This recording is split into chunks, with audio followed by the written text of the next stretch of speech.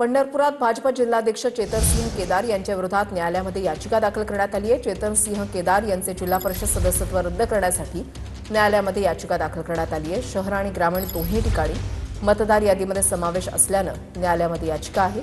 सामाजिक कार्यकर्ते आर.वाय. घुटुकडे यांची न्यायालयामध्ये याचिका आहे। स्वतः चेतनसिंह तात्यासाहेब केदार यांनी वासूदमध्ये त्यांचं नाव आहे आणि त्यांनी चोपडी गटातून अर्ज भरला आणि ते निवडून आले आणि भारतीय अधिनियमानुसार कलम नंबर 31 नुसार काय आहे की प्रत्येक नागरिकाला एकाच मतदारसंघात एकदाच नाव नोंदवता येते।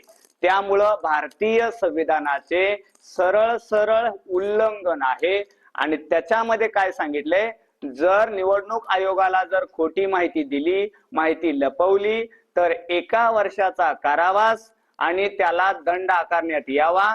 आणि आम्ही याची याचिका ही पंढरपूर न्यायालयामध्ये दाखल केलेली आहे।